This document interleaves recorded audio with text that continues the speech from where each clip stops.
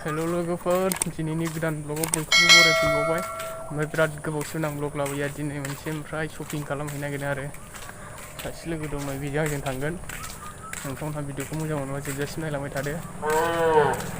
ओमफ्राय भिडिअआव नोंथांमोनहा जाय गोदान आंनि चेनेलखौ साबस्क्राइब खालामबानो जाबाय लोगोफोर। जों मा लाबोयो नायलांबाय थाबानो जाबाय, नोंथांमोनहा नुलांबाय थागोन।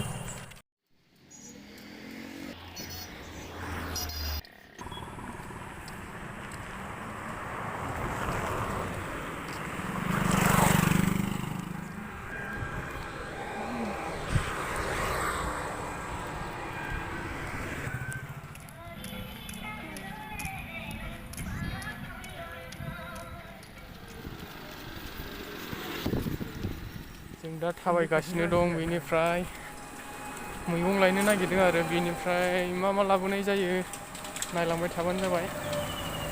5 मिनिटसो लागोन आरो बै नुहुरनायाव मोनसे टार्निं दं, बे जायगानिफ्राय लाना फैगोन जोङो। फुंसो दा, मर्निंसो टाइमा।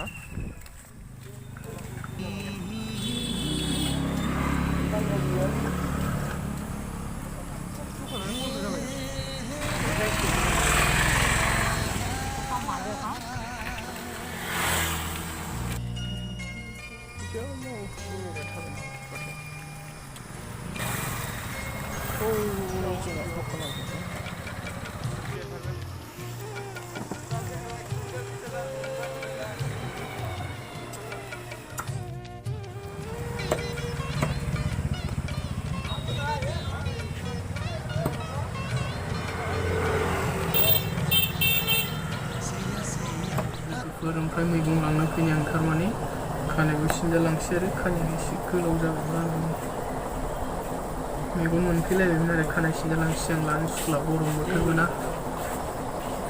खानायानो आंना गोलावबा साइज जाया आरो बेनि थाखायनो आं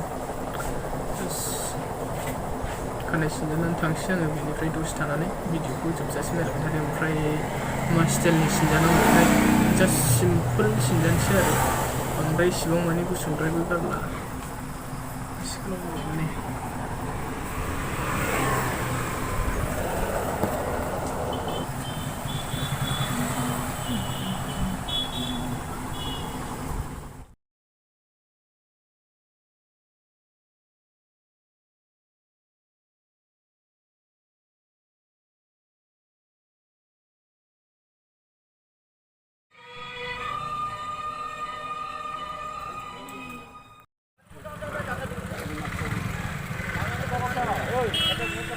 लोगोफोर, आं दा शपिं खालामखांनानै फैफिनबाय। ओमफ्रायनो बोराय बायदि मनासे लानानै फैबाय। मा लाबोखो,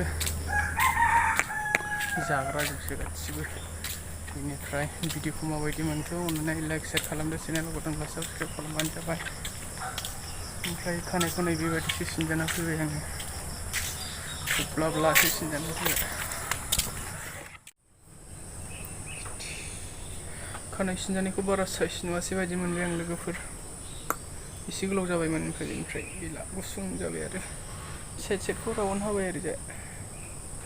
बेनिफ्राय लोगोफोर, भिडिअखौ मोजां मोनोब्ला अननानै लाइक शेयार साबस्क्राइब खालामबानो जाबाय चेनेलाव गोदानबा। बेनिफ्राय आं दिनैनि भिडिअखौ बावनो दोनथ'नोसै, बिराद गोबाव जाबायमोन ब्लग भिडिअ लाबोयाबो। ओमफ्राय एसे बिजियाव दं आरो आङो थारमाने, अब्लाबो सम नाजाबाय थागोन आरो भिडिअ लाबोनो।